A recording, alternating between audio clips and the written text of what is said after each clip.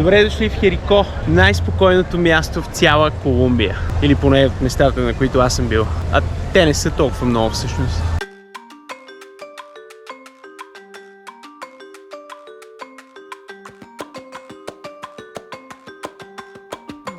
В момента е 8 без 20 сутринта в Меделин, терминал Дель Сур. Вече даже си взех билет. След точно 20 минути потегля автобуса за Херико. Нямам никакви познания за този град. Знам само, че изглежда доста фотогенично. Не съжалявам, че отивам там. Доволен съм. Окей, стига празни приказки. Имам 20 минути да си намеря автобуса за Херико и така тръгваме.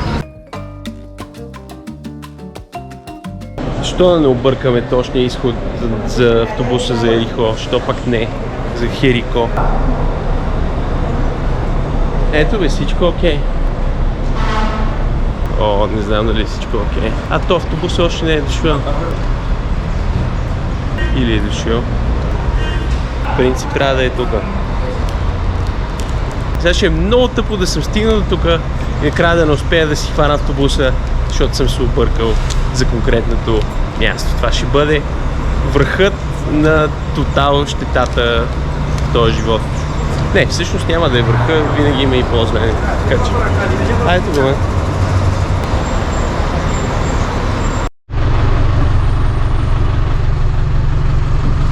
Възможно ли е само аз да пътувам към Херико в 8 часа, защото в момента е 8.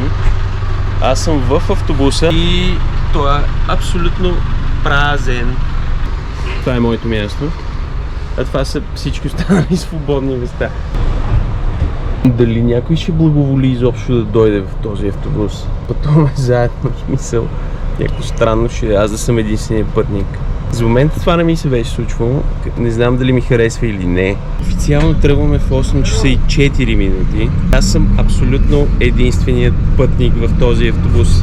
Дойде едно момиченце, което даде някакви документи на шофьора и тя се обърна поименно към мене. В смисъл, тя погледна и знаеше, че аз съм този един пътник, който пътува към Херико. Това е частно пътуване. Слизаме от автогарата и тръгваме по широкия път.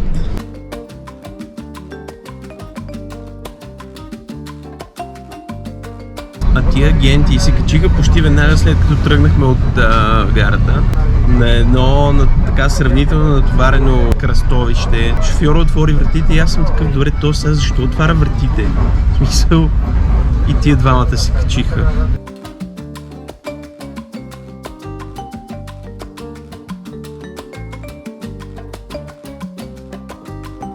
Това е централният площад на Хери. Аз няма да свикна да го кажа. Ударението е на Ото, Херико. Това е централният площад на Херико. Херико. Та, в момента се намирам на централния площад в Херико. Хапнах един круасан, изпих едно капучино в едно от кафенетата. Типично колумбийско ястие. И това струваше 8000 песо. Което е нещо като... В смисъл, това е под 3 лева. Това е под 3 български лева. Което не ми се вярва. Пътуването до Херико продължи 3 часа, което от една страна е разбираемо, от друга страна направо ти изпилва нервите, защото първите 2 часа са само завой, друсане и си в някакво междинно състояние и при първото подрусване всичко приключва. Затова не бих казал, че пътуването беше особено приятно, но пък в момента е много добре.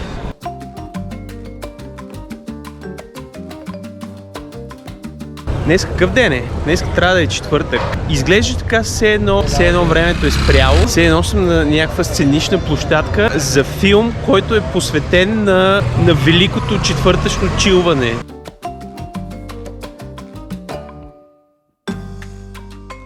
Всичко е толкова спокойно. Местните изобщо не бързат за никъде. Върви си лежерна музичка, хората си приказват и си гледат кефа. На първо четене не виждам какво би могло да се прави тук. Ще измислим нещо. Това небе не ми харесва. Това небе изобщо не ми допада.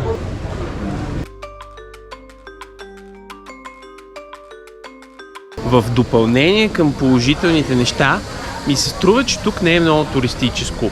Поне от това, което виждам в момента. Не виждам някакви чуждестранни типове.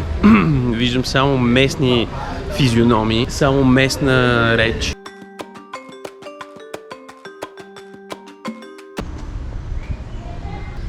кученцата и те си почиват. Има нещо като хълмче и отгоре има нещо като статуя, която гледа така над града. Мисля да се качи до там и да видя за какво точно става въпрос. Този район четох, че бил много подходящ за дегустация на кафе. Колко жалко, че аз не съм кафеджия, не обичам толкова кафе и като цяло по-скоро съм абсолютно безразличен към кафето. Не, че бих си спретнал една дегустация, но сега просто не виждам никакъв смисъл. Но истината е, че това, което пих в местното кафене, не знам как го бяха направили, но беше много добро. Мисля, беше много вкусно и му се насладих максимално. Ай, колко си страшен и ти. От всякъде ме ладят кучета, между другото.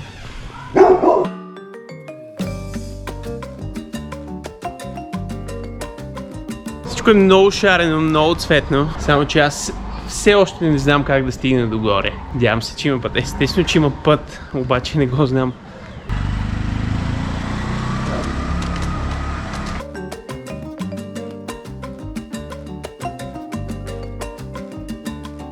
И тук доста се заиграват с моторите обаче.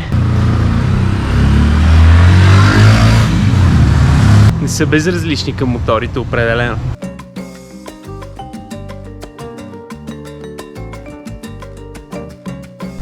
Добрата новина е, че получих отговор на въпроса как да се качи до хълма Ел Салвадор. Лошата новина е, че отговорът не ми харесва много. Отново е свързан с блъскане по пътища, на нагорнища и слънце. Много слънце.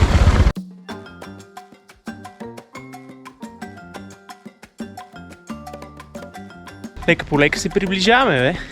Дявол не е толкова черен, но е доста потен.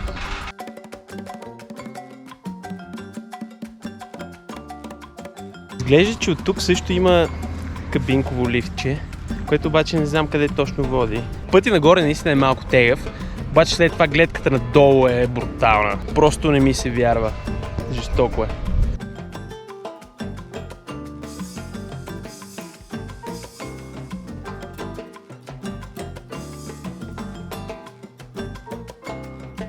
Определено бих се пенсионирал на това място, след което вероятно ще изперкам след една седмица.